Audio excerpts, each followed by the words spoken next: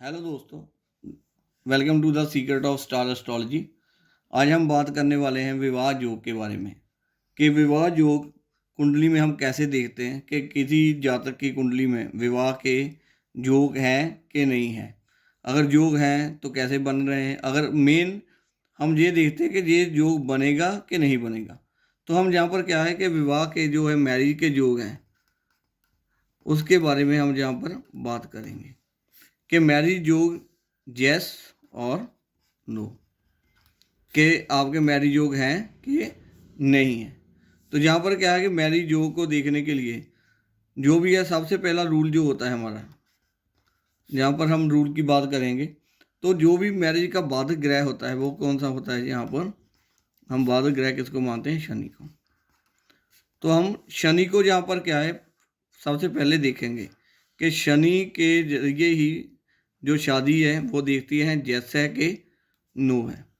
तो जैसे कुंडली में हम देखते हैं कि कुंडली कोई भी हो, जैसे कोई भी लगन की कुंडली हो, चाहे आपकी मेष लगन की है, वृश्चिक की है, कन्या की है, कर्क की है, किसी भी कुंडली में, तो जो भी कुंडली होगी उसका सप्तम हाउस कौन सा होता है? मैरिज का होता है। तो यहाँ पर क्या है कि हम मैरिज के हाउस सप्तम को यहाँ पर लेकर चलेंगे और सप्तम हाउस को ही यहाँ पर रिप्रेजेंट करेंगे शनि के साथ। तो फर्स्ट जो है हमारा रूल कि हम देखेंगे कि सप्तम हाउस जो है हमारा, उसमें कहीं शनि तो नहीं बैठे। जरूरी नहीं होता कि शनि अगर सप्तम में है तो आप डायरेक्टली बोल दो कि नहीं सप्तम में शनि है तो आपकी शादी नहीं होगी। ऐसा कोई भी रूल नहीं है।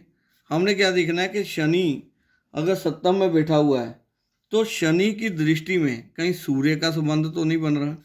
जैसे थर्ड हाउस की दृष्टि शनि की होती है, थर्ड, जहाँ पर नवम भाग में हम देख लेंगे, तो जहाँ पर सप्तम में भी हम सूर्य देखेंगे और जहाँ पर दसम में भी अगर दृष्टि संबंध बन रहा है तो हम डायरेक्टली बोल देते हैं कि 99% आपकी शादी के योग यहाँ पर नहीं है। तो ऐसे ही जो सेकंड कुंडली है हमारी, तो उसमें भी हम देखेंगे कि सप्तम हाउस को ही जहाँ पर हम क्या है देखेंगे जहाँ पर। तो एक एक एग्जाम्पल के साथ साथ हम करते जाएंगे। तो फिर किसको पकड़ना है? हमने सेवन्थ हाउस को।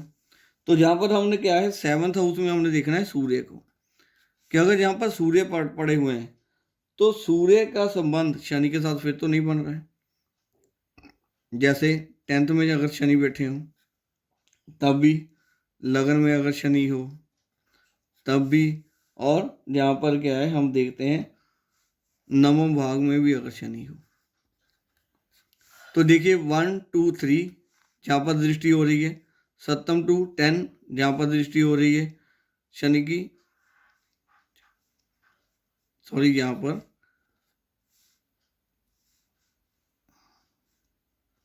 पर शनि आ जाएंगे।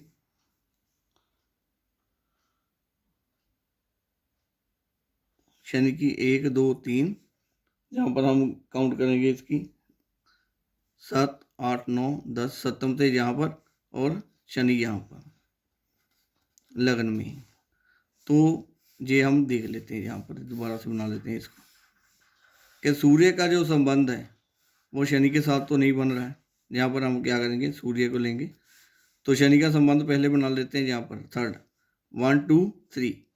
तो यहाँ पर हम शनि को देख लेते हैं, एक 7 8 9 10, तो जहाँ पर भी शनि हो सकते हैं आपके।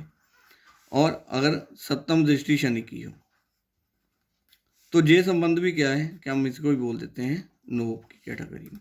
तो हमारे पास कितने हो गए? 2 हो गए हमारे नो के, ये भी नो और ये भी नो।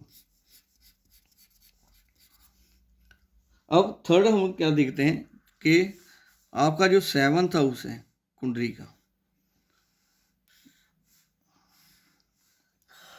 कुंडली का कोई भी 7th हाउस ये वाला कहीं पापकत्री योग में तो नहीं है। पापकत्री का मीन्स कि कोई भी 6 हाउस में और 8 हाउस में कोई क्रूर ग्रह तो नहीं है। मान लीजिए जहाँ पर शनि है, सूर्य, पापी ग्रह मंगल, राहु, केतु, और आपका जो ये प्लैनेट है अगर खाली है, जहाँ पर अगर कोई भी ग्रह नहीं है तब भी ये पापकत्री में आएगा। अगर मान लीजिए यहाँ पर चंद्रमा है तो ये भी पीड़ित हो जाएगा इस दोनों के, तो यहाँ पर भी हम बोल देते हैं नो। तो ये 3 केसेस हमने बोल दिए नो के। अब एक और केसेस है वो आगे डिस्कस करेंगे। उससे पहले क्या है कि जिन तीनों को एप्लीकेबल करने के लिए हमें सबसे पहले देखनी होगी इसकी डिग्री।